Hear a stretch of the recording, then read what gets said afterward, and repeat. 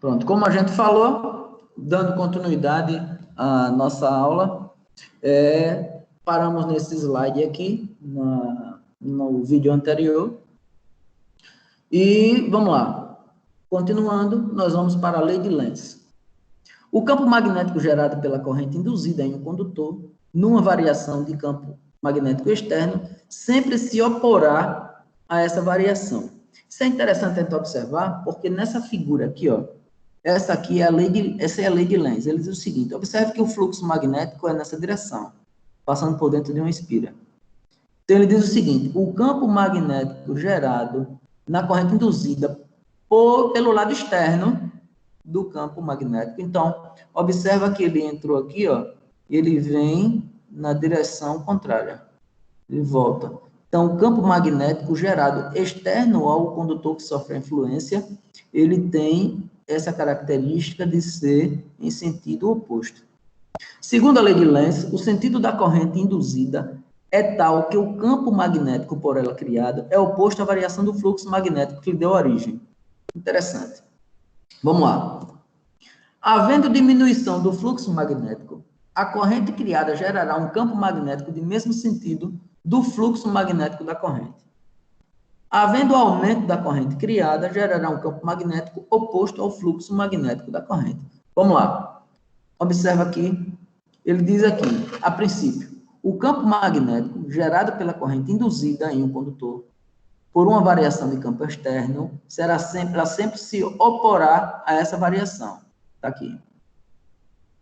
Aí depois ele diz aqui o seguinte: se eu diminuir o fluxo, a corrente criada gerará um campo magnético de mesmo sentido do fluxo magnético da fonte. E se eu aumentar, ela criará um campo no sentido oposto. Então, esse fluxo magnético, ele vai depender da corrente que circula no condutor. Isso é o que explica a lei de Lenz. Ele gera um fluxo magnético em sentido oposto, mas ele depende da intensidade da corrente que circula dentro do fluxo magnético. Se eu diminuir o fluxo, a corrente gera um campo no mesmo sentido. Se eu aumentar o fluxo magnético, ele gera um campo em sentido contrário. Vamos lá. Dependendo da movimentação dada a espira, ocorrerá o aumento ou diminuição do fluxo magnético. Com base nesse movimento, podemos determinar o sentido da corrente. Então, é justamente um deles aqui. Ele é de afastamento, quando você diminui o fluxo magnético e tem o sentido horário. Ele é de aproximação, quando você tem o aumento do fluxo magnético e tem o sentido anti-horário. Com a variação do fluxo magnético, mesmo constante, gera uma corrente elétrica, intensa ou não, depende do campo que se forma na espira circular. É justamente aquilo que a gente estava falando. Então, a corrente elétrica, ela vai variar de acordo com o fluxo magnético. Se o fluxo magnético for intenso, ele gera uma corrente intensa. Se ele diminuir, ele gera uma corrente menor. E aí ele influencia a questão do fluxo magnético, dele ser de afastamento ou de aproximação, dependendo da geração do fluxo magnético. Se eu diminuir o fluxo magnético, ele vai ser de afastamento. Se eu aumentar o fluxo magnético, ele vai ser de aproximação. Vamos lá. Então, nessa parte, eu coloco uma coisa que é muito interessante, que isso aí a gente observa nos nossos dias, a gente tem que observar isso aí, porque nós vamos ser engenheiros e isso é cobrado da gente para evitar acidentes. Então, eu tenho aqui, construção próxima a redes elétricas. Quando a distância D, está aqui, o Dzinho, aqui, distância D, seria do ponto mais próximo à área construída, e aqui, ó, o outro ponto seria a parte mais externa do prédio. Então, distância D, que a gente fala, é da rede elétrica do ponto mais próximo, e aqui do prédio, o ponto mais externo em direção à rede elétrica. É o ponto D. Então, vamos lá. Quando a distância D for maior que 5 metros, os trabalhos poderão ser executados sem proteção nenhuma contra contatos acidentais. O que acontece? Quando ele fala sem proteção nenhuma, você trabalhar numa área externa, vamos dizer assim, você trabalhar numa varanda, você trabalhar em alguma marquise, alguma coisa desse tipo, quando a distância D for 5 metros ou mais. Mas ele fala sem proteção de contatos acidentais em relação à eletricidade. Não isenta você de usar o EPI. O EPI é de uso obrigatório, ok? Mesmo no chão, você tem que usar EPI. Acima de 2 metros de altura, você, além dos EPIs que você utiliza, você tem que utilizar cinto de segurança. Isso é NR35. Então, quando ele fala em relação a isentar você de trabalhos sem proteção, é sem proteção de risco de contatos aqui com a rede elétrica. Vamos lá. Quando a distância D for entre 1,38 m e 5 metros da alta tensão, que na verdade é uma média tensão, que no caso aqui, ele utiliza 13,8 kV ou 34 kV. No caso, ele coloca isso aqui, seria uma média tensão, porque a média tensão vai de 1 kV até 36,2 kV. Aí ele coloca aqui, vamos lá. Quando a distância for de 1,38 m a 5 metros, a distância D, ou entre 0,70 metros e 5 metros na baixa tensão. Você tem que usar tapumes, plataformas ou anteparo. Ou ainda andames de anteparo, divisórias, telas, redes e etc. Você tem que se proteger contra risco de contato. O que acontece? Nós temos acidentes registrados. Eu faço parte de um grupo aqui de Alagoas, que é a Abracopel. A Abracopel é uma associação que ela visa a orientar e para evitar o risco de contato elétrico, né, de acidentes na área da eletricidade. Então, nós fazemos palestras uma vez por mês e tal, aqui em Maceió, sobre isso. E os profissionais, alunos, estudantes, tudo tem acesso, é livre, é entrada franca, é tudo certinho. A gente vai orientando vocês aí, a proporção que for acontecendo, eu vou passando para vocês. Vamos lá. Então, nós temos que, por obrigação, usar tapume, plataforma, anteparo, ou ainda andames com anteparo, divisórias, telas, etc. Nós temos índices de acidentes que ocorrem na rede elétrica, porque profissionais que vão trabalhar próximo à rede elétrica não utiliza proteção de contato, ou ainda digo até mais, eles manuseiam objetos tipo cantoneiras metálicas, esquadrias, alguma coisa assim, próxima à rede elétrica, nas varandas, sem proteção. E existe o contato com a rede elétrica e eles levam choque elétrico e pode levar até a falência da pessoa. Acontece isso, não são poucos casos no Brasil que tem. E, assim, é evidente que um contato elétrico você vai sofrer um acidente. E, principalmente, assim, se você está vendo que a rede elétrica está próxima a você e você não utiliza um EPI, se você não se protege. Uma coisa que é interessante é assim, muitas vezes o eletricista ele não utiliza o seu EPI de proteção de contato à rede elétrica, no caso que eu estou falando da rede elétrica externa, aqui, ele está trabalhando na varanda, mas ele não utiliza a proteção aqui. Mas o que acontece? Nós, como engenheiros, nós temos que proteger a varanda. Se você sabe, se você está coordenando um serviço, que você vai ter um profissional aqui, que possivelmente ele pode não utilizar a proteção, você tem que proteger aqui a sua varanda da rede elétrica para que não aconteça nenhum risco. De que forma você pode proteger? Como é que a gente pode proteger? Usando EPCs, equipamento de proteção coletiva. O equipamento de proteção coletiva, nesse caso, ele é obrigatório, isso é o que a norma fala, está aqui. Nós somos obrigatório, abaixo de 5 metros, aí tem 1,38 para alta tensão e 0,70 para baixa tensão. Baixa tensão vai até 1000 volts. Nós temos a baixa tensão, é aqueles 4 fios que ficam aqui. Aqui em cima é a média tensão, que são 13.800 volts. Então, nós vamos ter, quando nós formos trabalhar próximo a essa região, nós temos que estar, se for mais de 5 metros, pode não utilizar proteção contra contato.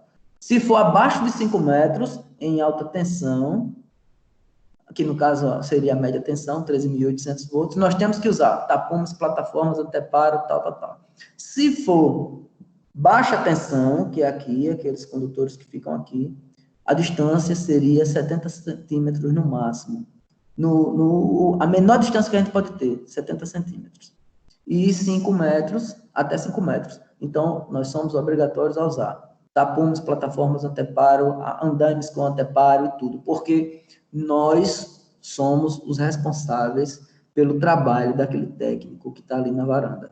Então, o que acontecer com ele, o engenheiro responsável pela obra é o responsável civil e criminal por ele ter tido esse acidente. Então, nós temos que ser responsáveis, nós temos que nos resguardar, a verdade é essa, e fazer tudo que está explicado, porque nós não podemos ser culpados pela negligência de um colaborador. Então, a gente tem que se preservar. Então, eu tenho aqui outro exemplo. Está aqui o uso de tapumes e aqui uma plataforma com anteparo. Então, você utiliza, você já vê, por exemplo, aqui, ó, ele com uma cantoneira metálica, ele vai bater no tapume, mas não alcança a rede elétrica. Coisa que se tivesse sem o tapume, ele poderia alcançar a rede elétrica. Se ele vier para a ponta aqui, ele consegue alcançar a rede elétrica. Vamos lá, vamos dar uma continuação. Quando a distância D for menor do que 1,38 metros para a média tensão, ou menor do que 70 para a baixa tensão, consulte a concessionária, pois a estrutura da rede deverá ser modificada à maneira que atenda aos distanciamentos seguros normatizados pela NR10, sendo os custos de responsabilidade do construtor. Pronto, vamos explicar isso aqui. Esse aqui é bem interessante. Cada concessionária estadual tem um regimento específico. Antigamente, quando era sistema Eletrobras, quando era a questão do que a Eletrobras é federal, então ela tinha as nomenclaturas, ela tinha as bibliografias mais unificadas, porque já vinha do governo federal. Mas com a concessão da rede elétrica para o trabalho da rede elétrica que é equatorial, existem outras empresas pelo Brasil. Esse trabalho ele é regido por uma gestão local de cada empresa. Então, quando você for trabalhar próximo à rede elétrica, consulta a empresa para que você tenha o regimento, porque isso, o que é que acontece? Existe o risco de contato, mas também existe o risco de indução. Não é necessariamente você tocar a rede elétrica que você leva o choque. Você pode levar o choque por aproximação. Na hora que você aproxima, que você atinge esse campo magnético, esse campo eletromagnético gerado pelo condutor, o condutor pode sim causar uma descarga nesse condutor que você está segurando e você levar uma descarga elétrica. Acontece muito também. As pessoas que vão trabalhar em postes e que sobem, que vai lá, muitas vezes ele não toca na rede elétrica, mas ele se aproxima. E essa aproximação causa uma descarga e ele leva um choque elétrico em cima do poste. Eu tenho vídeos no celular, tenho muitos casos que acontecem, que chegam para a gente, do cara que está trabalhando e recebe uma descarga sem tocar na rede elétrica. Acontece. Então, a gente tem que estar atento para isso realmente. A energia elétrica não dá uma segunda chance. A gente tem que fazer certo da primeira vez. Vamos lá. Não são permitidas edificações ou trabalhos que se localizem acima ou abaixo da rede de distribuição. Então, eu tenho aqui o seguinte. A realocação da rede. Eu tenho aqui, ó, nessa situação, eu tenho uma localidade muito próxima ao prédio. O ideal é que eu tenha uma realocação. Eu tenho que tirar esse poste daqui e colocar do outro lado da rua. É a realocação. Essa é uma situação de risco e essa é uma situação ideal. Distâncias mínimas de afastamento entre edificações e redistribuição de energia, 13.800 volts, 220, 127. Então, eu tenho aqui, vamos lá. Eu tenho aqui, na alta tensão, são distâncias em centímetros, tá? Então, eu tenho 1.000 daqui, da rede elétrica. Eu tenho 500 aqui, 3.000 em relação à altura. Figura 1, afastamento horizontal e vertical entre condutores e o muro. Eu tenho 2,5 metros aqui de altura, para que ele tenha a questão do muro aqui. Esse condutor, ele tem que estar a 3 metros de altura. Observe que ele tem, nós temos aqui o muro e a rede de alta tensão. O muro está aqui, ele tem que estar distante, o ponto mais próximo, que é aqui o condutor, 1 metro no mínimo dele aqui. Do muro, do perfil do muro. Se eu tiver uma varanda, o meu condutor, ele tem que estar distante do piso da varanda, no mínimo 1 metro. E eu tenho que ter aqui assim, ó, 500 em relação à baixa tensão. Isso aqui é a baixa tensão.